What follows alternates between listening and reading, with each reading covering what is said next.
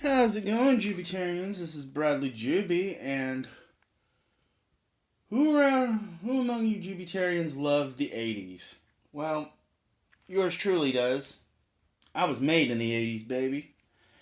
And of course, the 80s had some of the best movies ever, and some pretty awesome ones. So, without further ado, I'm going to go ahead and get to my top 10 80s movies. And I'll start off with number 10. It's one some of you might not have seen, but I've seen it. It's called They Live. Now, this movie was parodied in South Park, but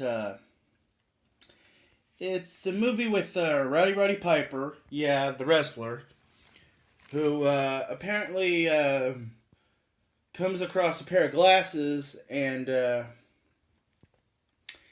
he sees that the wealthy and the elite and the yuppies are really aliens, and he sees subliminal messages and everything like obey, watch TV, stay asleep, marry and have children, and all that other stuff.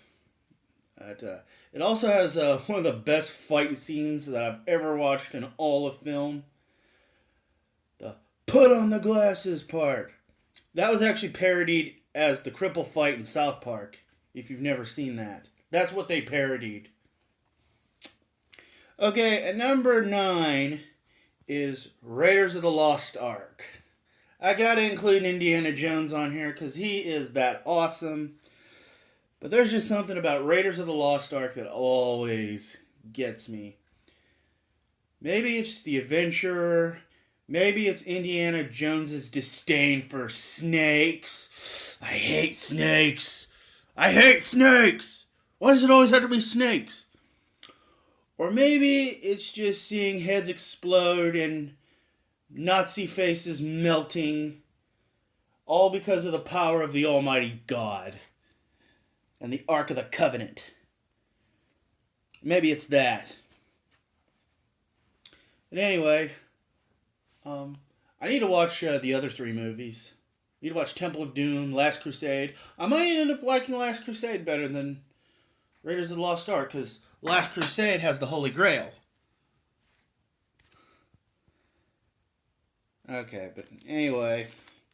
Number 8 is another George Lucas classic with Harrison Ford in it.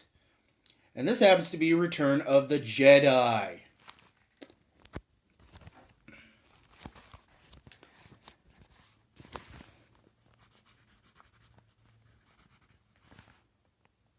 Oh, sorry. Yeah, Return of the Jedi was the loose ends tying up to the original Star Wars trilogy. It had a pretty decent, satisfying ending, at least until Force Awakens came out. And it had some pretty good moments.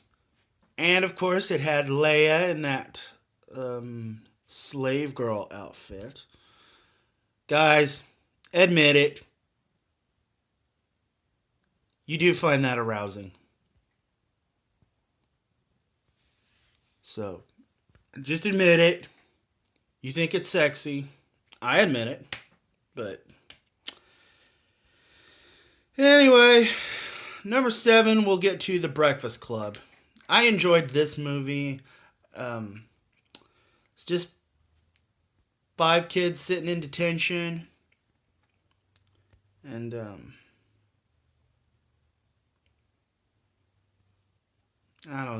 I kind of froze up, but anyway, I wish detention was like that when I was a kid. We could just actually have a good time, even though we did something bad. I also like the song, Don't You Forget About Me. Don't you forget about me. Well, don't you forget about yours truly, because there's just no forgetting about Bradley Juby. Okay, I need to get on with this countdown. Number 6 is Scarface. hello to my little friend. A good film if you want to know about the 80s cocaine boom in Miami. And awesome lines like, say hello to my little friend and say goodnight to a bad guy. Disclaimer, Bradley Juby does not do a good Cuban accent.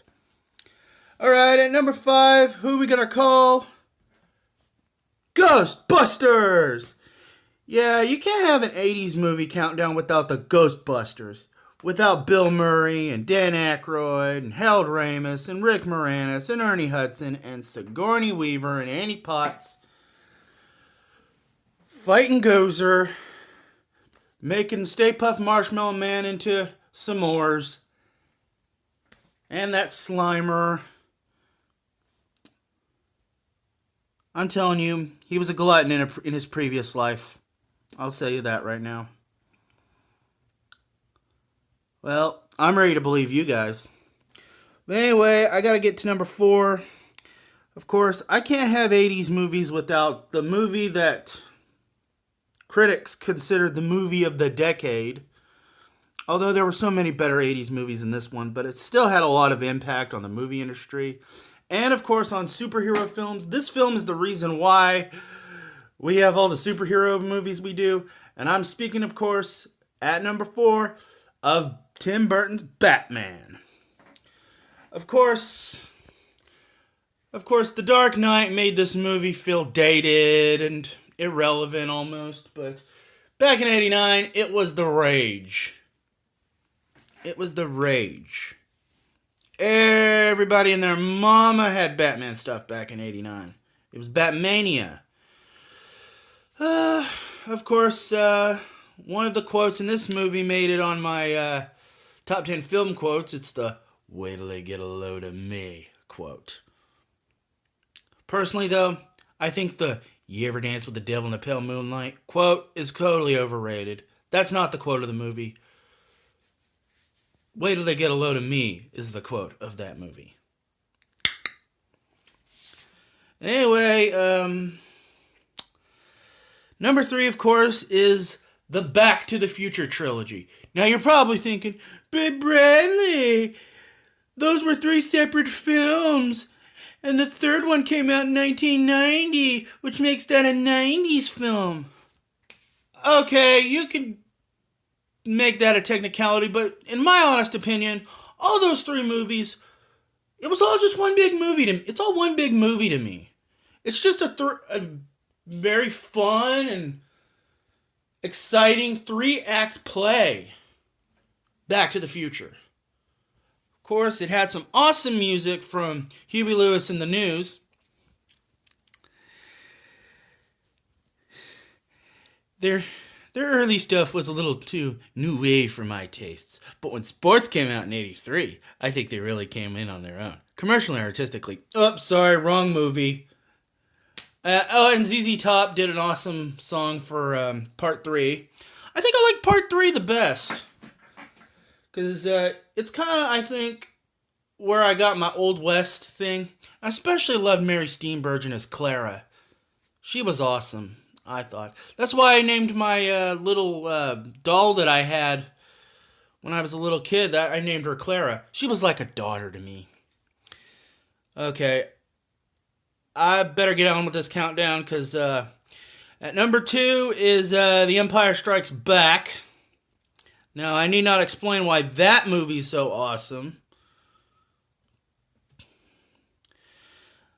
Oh, I wasted too much time.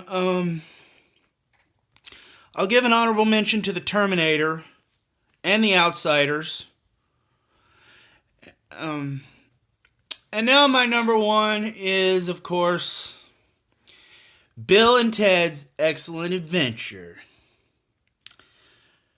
Of course, that movie was so awesome because it had Keanu Reeves and George Carlin and an awesome travel through history and, of course, be excellent to each other and party on dudes. And don't forget, Free Format Friday is tomorrow. Get your questions in by midnight. I will see you guys later. Peace out.